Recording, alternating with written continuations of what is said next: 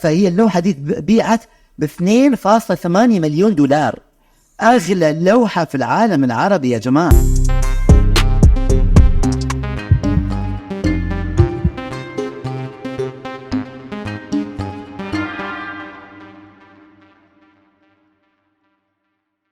رجعنا لكم، ولكن مش في مصر ولا في القاهرة ولا في التجمع الخامس. احنا خدنا طيران يا جماعة وطرنا بعيد عشان نوصل لأبو ظبي في معرض أبو ظبي الدولي للكتاب، ومعانا الشيخ سلطان سعود القاسمي. يعني مش عايز اقول لك احنا قد ايه فرحانين ان احنا قاعدين في المكعب الزجاجي ده. غرفة النهاية.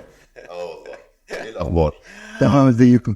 الحمد لله تمام، كله كويس. احنا يعني هنحاول على قد ما نقدر ما نطولش، تمام؟ فهنخش على طول في الاسئله دب كده ايه ورا بعض. ارت كولكشن او تجميع اللوحات والفن، تمام؟ انا سمعت من 5 سنين ان حضرتك كنت عندك 600 قطعه ما بين بينتينجز حاجات فنيه. 600 دي لسه موجوده هي ولا زادوا بقت 1200؟ ممكن 1800 حاجات بسيطة ده كده يعني. ولكن في حاجة مهمة، هي كيفية انك تحسب اللوحات، عدد اللوحات. يعني في بعض الأحيان بيكون عندك مثلا ست من 10 صور مثلا مناظر طبيعية، دي بتحسبها أنت كلوحة واحدة أو قطعة واحدة أو 10 قطع. ففي ناس تحسبها بأنها قطعة واحدة فنية، وهذه حسبتنا. لا أنا أحسبها 10 عادي يعني. أنا أصلا هضحك على الناس ولهم 20.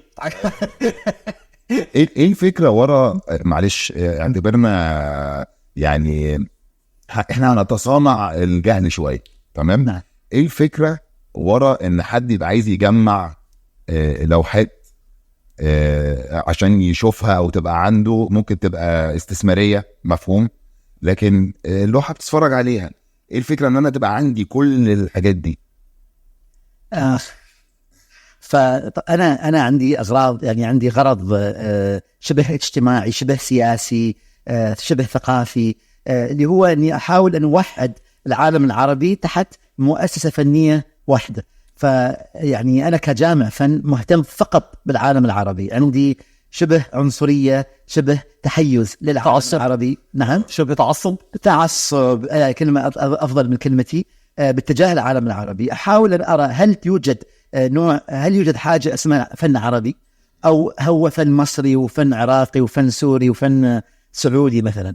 فأنا في خلال 22 سنة من الاقتناء بديت أني أرى يعني أمور متقاربة ومتشابهة ما بين العالم العربي، مثلا مواضيع سياسية عن فلسطين، عن الجزائر، عن العراق. إذا عندك ثورات عربية في ضد الاحتلال الغربي 56، يعني كمصريين أنتم 48 56 67 73، يعني هاي تواريخ الناس كلها تعرفها.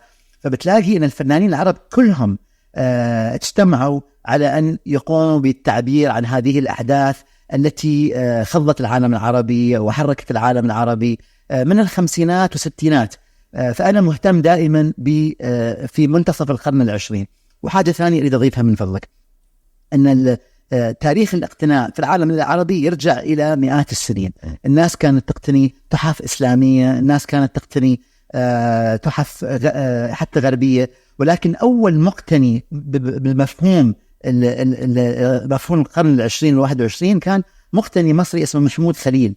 محمود خليل عنده متحف في القاهرة، وانتم أدرى مني يعني من أهم متاحف مصر، وكان يقتني أعمال لأكبر فنانين، مونيه وغوغان، أكبر فنانين في الغرب.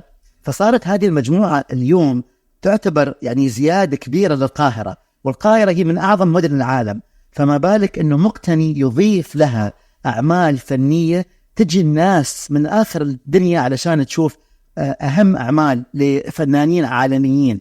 فأنا أتمنى أن بعد 100 سنة، يمكن بعد وفاتي ما كنت موجود، أن تكون مجموعتي هذه مقصد للزوار إلى العالم العربي، إلى الإمارات. هي الحتة دي بالذات أنا متفاعل بيها 100%، لأن أنا عارف أن حضرتك المقتنيات بتاعتك محطوطة في جناح في متحف الشرق، جناح كامل، فاهم؟ ان في متحف في شخص واخد منطقه واخد حته متحف.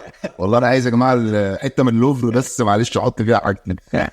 فده اللي يثبت ان فعلا حضرتك بتعمل الحاجات دي للغير، ان يجوا يشوفوها والفكره العربيه بقدر الامكان. استاذ باسل، ان احنا عندنا الان اعمال في باريس وفي البندقيه وفي امريكا وفي اوروبا وفي يعني حتى في كيب تاون في جنوب افريقيا. البودكاست ده برعاية طلبات. لو لسه ما نزلتش طلبات، نزل الابليكيشن واستخدم الكود بودكاسترز X2 وليك خصم 100 جنيه على اول اوردرين. فدائما احنا نعرض مكتبه الاسكندريه، ودينا مع اعمال الاردن، ودينا حتى لايران. فانا احب اني احاول اني ابين الحضاره والثقافه العربيه الى الغير، وايضا الى شعوبنا. تعرف بان الشباب بالعالم العربي ما عندهم فكره عن اعمالهم الفنيه يعني للاسف. وانت مثل ما انت عارف انهم بتقول لهم انت عارفين فنانين مين، للاسف بيعطونك اسامي الفنانين الغرب، بيكاسو بالضبط، دالي ومش عارف ايش. طب مين الفنانين العرب؟ فانت لما تروح مصر تسال المصريين مين الفنانين، بيقول لك انا عارف ام كلثوم. لا، عندنا ناس عظماء، عندنا عظماء، صلاح طاهر وحمد عويس وعبد الهادي القزار. هاي بس مصر، وهي فقط رجال، فما بالك النساء، ما بالك فنانين السودان وسوريا ولبنان وفلسطين والإمارات. يعني بالعكس، أنا يعني أحس نفسي في رحلة استكشافية يومية، وأستكشف كل يوم أسامي فنانين وفنانات غير معروفين. انا كنت شفت حضرتك كنت بتقول انه دايما وقت الصراعات او وقت الحروب بيبقى دايما بيطلع اعمال فنية اقوى عشان بتعبر عن وقت ضغط في الازمات. دايما في وقت الازمات بيطلع. فهل حضرتك شفت ان ده زاد جدا وقت مثلا 2010 2011 وقت هل في حاجات كتير طلعت او في ثورة طلعت من هنا؟ شوف، حتى في اوروبا في الحرب العالمية الاولى والثانية كان في اعمال فنية ردة فعل لاحداث كبيرة. يعني اشهر لوحة لبيكاسو لوحة الجيرنيكا، هذه كانت لوحة ردة فعل على الاحداث لما هتلر ارسل طيران الالماني الى اسبانيا وقصف منطقة جيرنيكا ومنطقة ملقا. فكان يعني الإحساس، شعور الحزن، شعور يعني الاستياء والقهر، عبر عنها أكبر وأهم لوحة في القرن العشرين، لوحة جيرنيكا. فنفس الحاجة صارت في العالم العربي، في لوحات فنية تاريخية خاصة. وقت يعني أنا دائما أتذكر في الجزائر وقت الثورة الجزائرية اللي ضد الاحتلال الفرنسي، كان في فنانين من الجزائر ومن الكويت ومن المغرب ومن مصر ومن العراق ومن إسبانيا ومن اليونان، عملوا لوحات فنية كبيرة تحية للنضال الجزائري. فللأسف هذه الحركات السياسية أو الحركات الاجتماعية أو حركات التحرر اللي اجتاحت أفريقيا واجتاحت آسيا في الخمسينات الستينات، أدت إلى ظهور حركات فنية، حركات استقلالية ثقافية في الشعر وفي الغناء وفي الفن وفي الكتابة.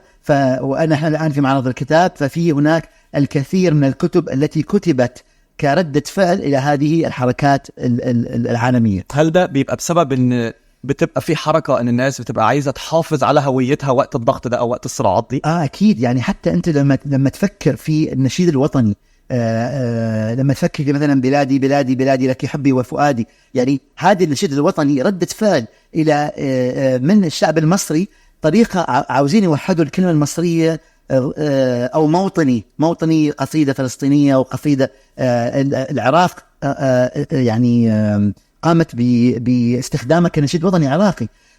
فهذه ردة فعل، ولكنها طريقة إلى توحيد الكلمة، كلمة الشعب في مصر أو غير مصر.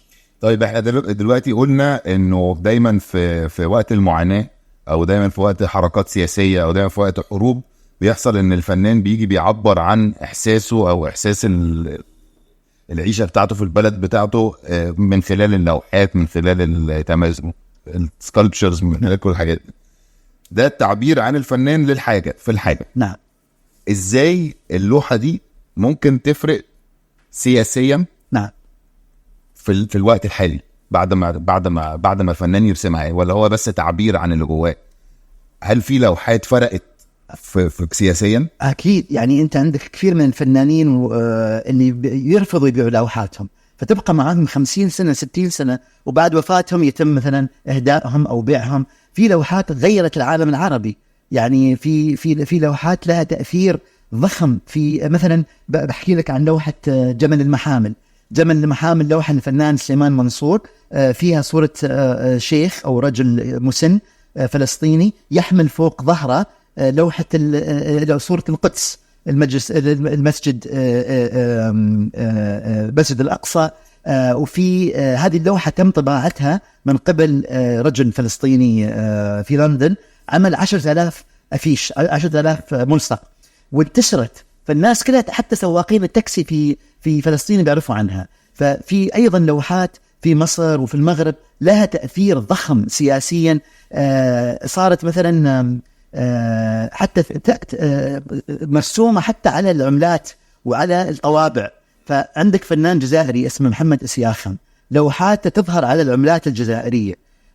ففي الإمارات محمد المندي فنان إماراتي، لوحاته في العملة الإماراتية، ويعني وهلم جرى كثير من الأمثال الأخرى. انا كنت سؤال بقى لحضرتك، علشان انا عارف حضرتك بتحاول تحافظ دايما على الهوية العربية، ودي رسالة حضرتك بتعملها في كل حاجة، في اللغة وفي اللوحات وفي كل حاجة. وكنت سامع ان حضرتك ابتديت تحس بالهوية العربية دي جدا وقت ما حضرتك سافرت وقعدت في فرنسا.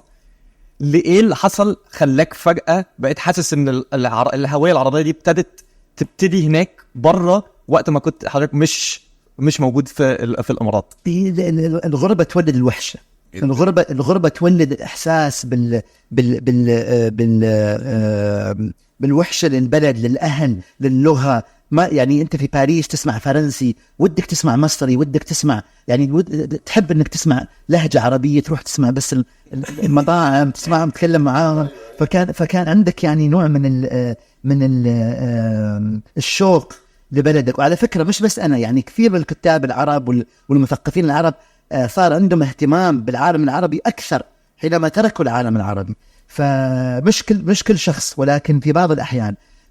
وكثير من الفنانين رسموا عن العالم العربي وهم كانوا طلبة في إيطاليا وفي باريس برا العالم العربي بالضبط.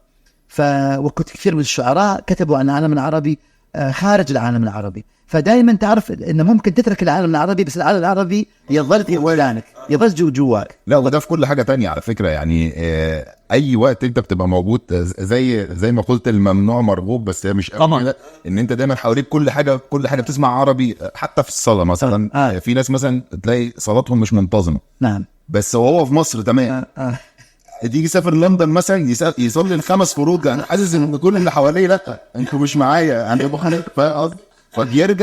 بيرجع لوصوله، بيرجع لدرايته، بيرجع لدينه، دايما لما يبقى في حته غريبه عنه. صحيح. انا عاوز اضيف حاجه ثانيه. الفن العربي مش فقط سياسي، يعني انا مهتم بالجهه السياسيه، بس الفن العربي فيه احتفاليه، فيه بهجه، فيه فرح، فيه جمال، فيه ورود، فيه جماليات كثيرا. مش معاناه بس يعني. لا مش معاناه بس، ولكن انا ادرس هذه الماده. يعني انا اذا درست ماده اسمها الورود في الفن العربي، يعني ما اتوقع ان كثير من الشباب راح يصطفوا في الطابور عشان هتلاقي شويه سيدات، شويه ورود ممكن. لكن انا لما اتكلم عن ثورات وعن حركات نضاليه وحركات استقلاليه، ويعني فالناس تحب، يعني حتى في اوروبا لما درس اوروبا وفي امريكا الناس تحب تسمع هالشيء. ولكن انا مهتم ايضا بالجماليات بالبهجه وبالابتسامه وبالجماليات الفن العربي.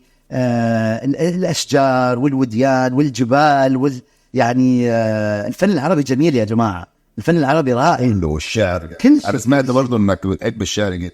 أنا أحب الشعر وأحب كل شيء عربي. أنا أحب والله. يعني الدول العربية، لما الواحد يقول لي أنت عاوز تسافر فين، أتمنى أروح سوريا، والله أتمنى أروح يعني ليبيا، أتمنى أروح على الدول اللي نحن انحرمنا منها في آخر 10-15 سنة.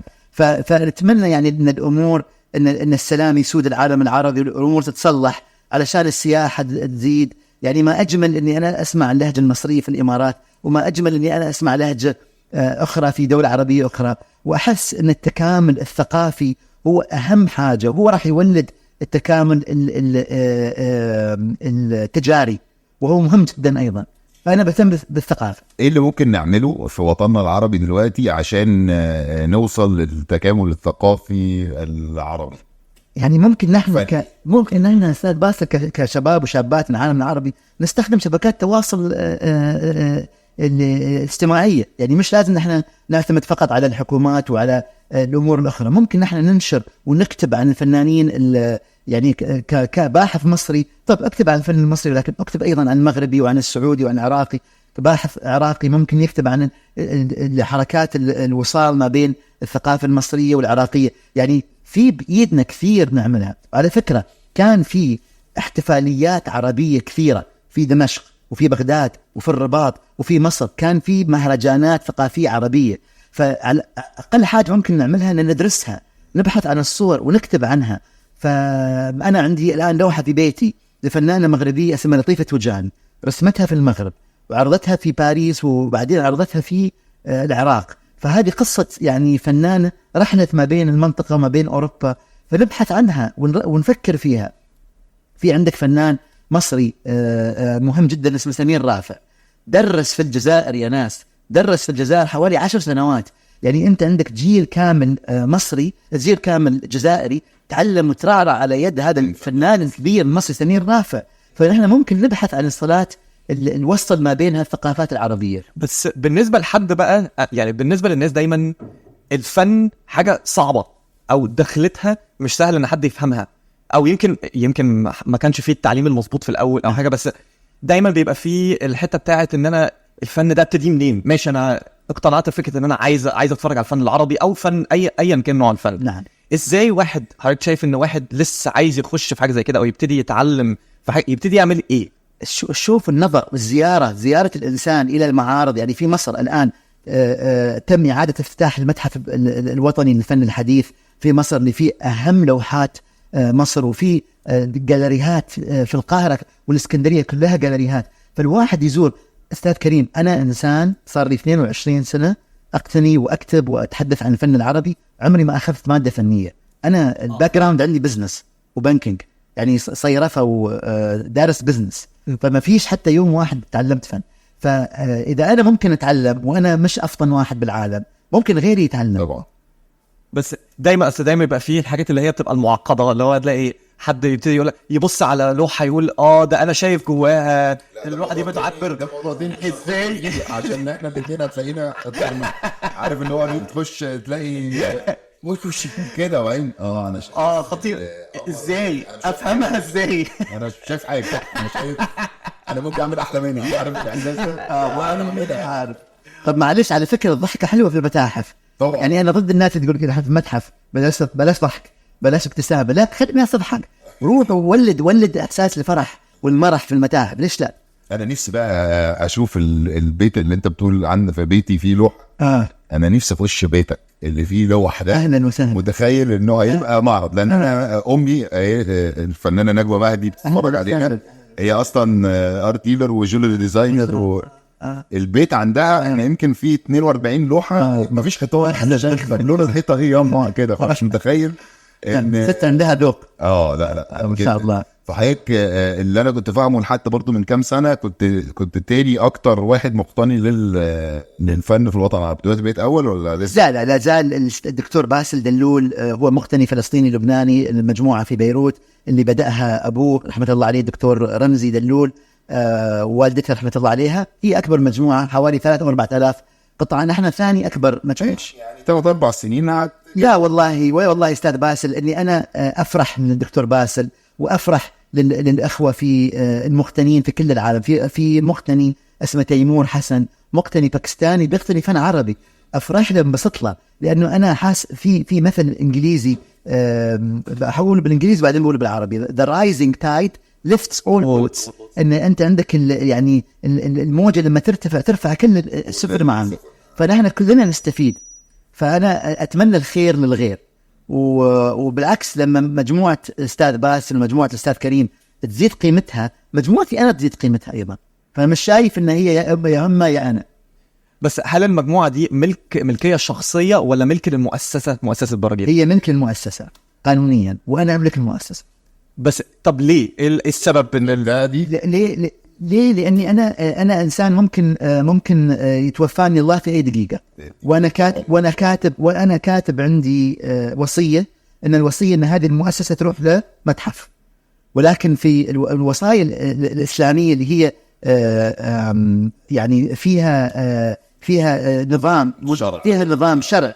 فاذا كانت الامور سايبه ومش مرتبه، يقول لك والله انا اختي تروح اللوحه دي، واخوي اللوحه دي، وبنت اختي اللوحه دي. لا، انا عاوز اللوحات كلها تروح الى جهه معينه، فكاتبها كلها تحت ملكيه مؤسسه، والمؤسسه انا كاتب في الوصيه انها تروح للمتحف ربنا يديك طول العمر ان شاء الله. ان شاء الله. ولكن الواحد لازم يرتب اموره. بمناسبه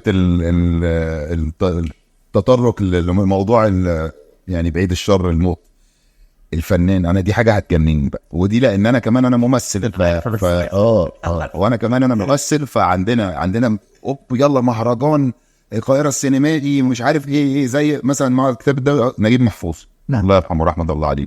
ليه دايما بنستنى اما الشخص يتوفى الله عشان يبقى قامه وقيمه؟ فاهم قصدي؟ وليه دايما اللوحه اللي ب1,000,000 جنيه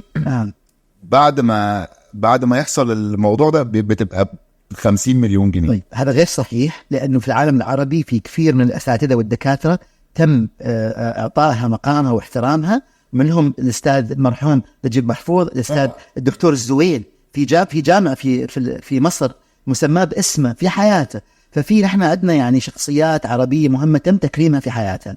الحاجة الثانية، وفي أيضا فنانين زي سامي حلبي من فلسطين، زي محمد مليحي، وصلت أعمالهم إلى 400,000 دولار اللوحة في حياتهم.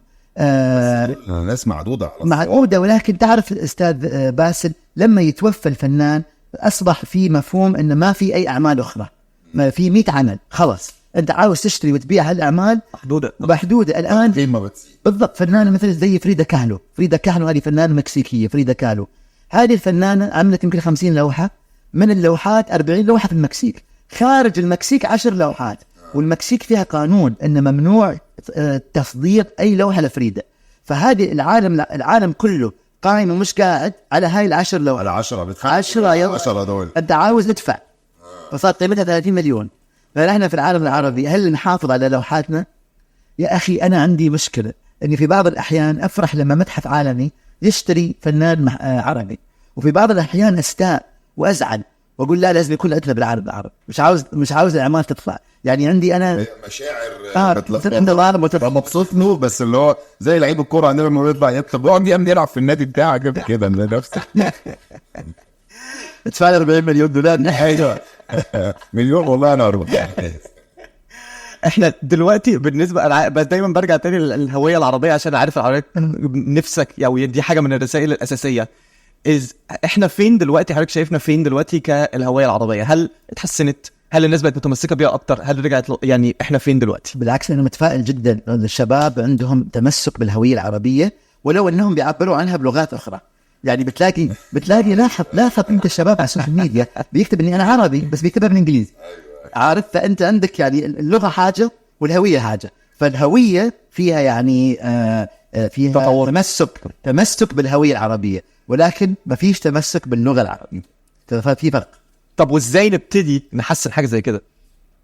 المشكله ان اللغه الانجليزيه منتشره بشكل فظيع، يعني فظيع. يعني صارت الناس كلها تتكلم بالانجليزي وتكتب بالانجليزي، حتى الاخوات العرب بينهم وبين بعض بيكتبوا لبعض الانجليزي. طيب ليش يا جماعه؟ اكتب بالعربي. فللاسف اللغه الانجليزيه بسبب هوليوود. الواحد لازم يعني يتفكر في قوه هوليوود افلام ونتفليكس فظيع، ومش عارف شو تايم وايه كمان ووربت، كلهم دول يعني هجوم كبير. رقم واحد. رقم اثنين في الجيمنج بيسمونه ده البلاي ستيشن، كل البلاي ستيشن كلها بالانجليزي. فانت عندك الشاب او الشاب العربي اللي عمرهم 10-15 سنه، يا اما 4 ساعات سوشيال ميديا و4 ساعات نتفليكس و4 ساعات جيمنج، هذا يوما، والباقي والمدرسه كمان والكل بالانجليزي. المدرسه بالانجليزي الا اللغه العربيه والدينيه بالضبط. ولكن لا، عندهم تمسك بالهويه العربيه، ولكن بيقول لك مثلا كلمتين عربي وكلمتين انجليزي.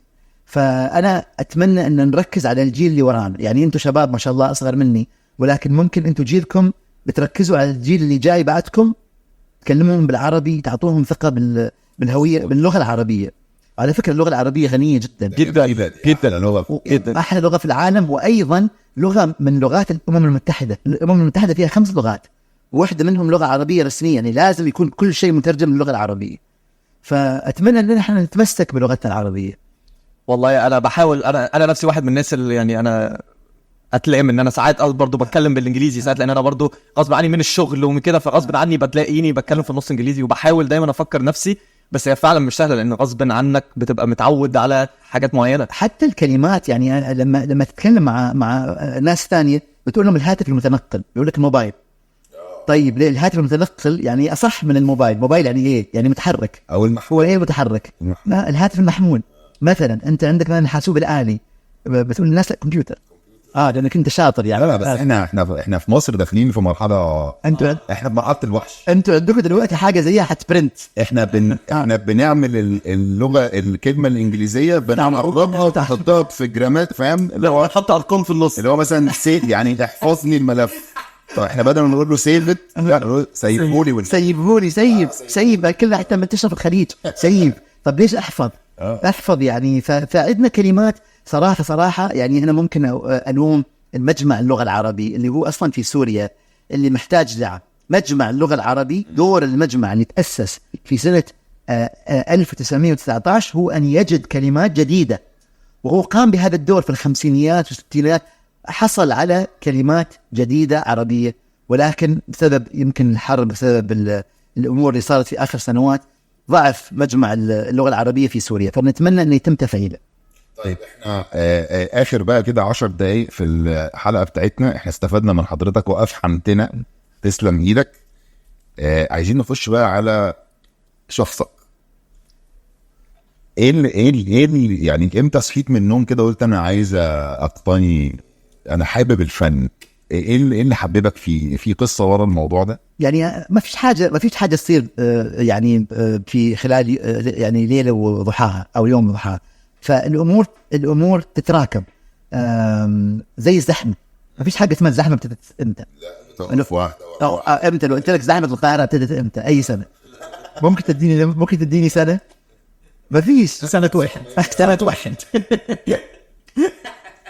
فحب الفن يعني يبتدي سنة وبعد سنة.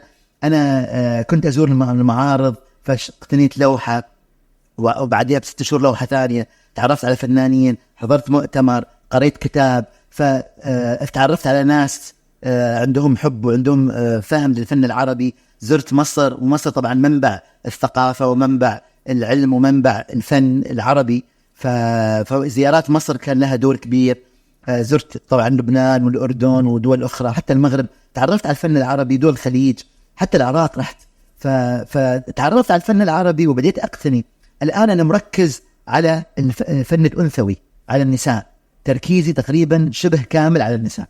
إنه الفنانة يعني أنا عاوز أرجع توازن إلى المجموعة كانت 90% رجال، لأن لصالات العرض الجاليريات تعرض رجال بالأكثرية، فأحاول أن أعيد التوازن، لأن العالم توازن، الدنيا توازن، في رجل وفي امرأة، ففي كل حاجة في يعني في أنثى وفي ذكر. فأنا أحب أني أرجع التوازن إلى الفن العربي، وهي جولة استكشافية، وأنا جدا يعني مبسوط فيها. حلوة أوي النقطة دي. إيه في الفن بيميل، أو المجتمع بتاعنا شايفه أنه هو يميل ناحية الرجل أكتر من المرأة؟ يعني للأسف التجارب الرجل منها تجارب الثورات، تجارب الحروب، تجارب يعني اللي فيها محطات سياسية. هذه التجارب بتشوفها أكثر في أعمال رجال.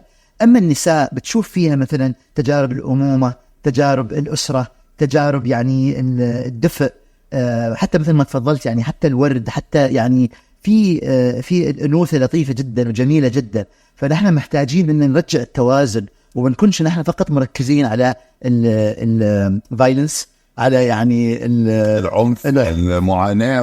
بالعكس ده عند السيدة هتلاقي موضوع يعني المفروض ورود زي ما تفضلت، ورود الدنيا حلوة.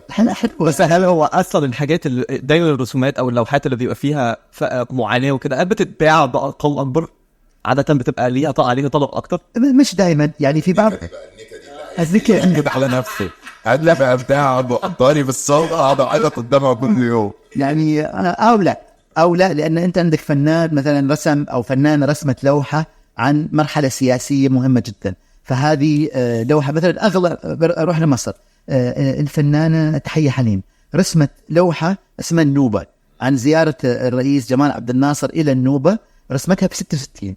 فهذه اللوحة هي أغلى لوحة بيعت للفنانة تحية حليم $700,000، ويا بخت اللي اشتراها ببلاش. انا شايفها هذه ماستر بيس، طولها 4-5 امتار، ضخمه يعني جداريه. فهذه اللوحه زياره الرئيس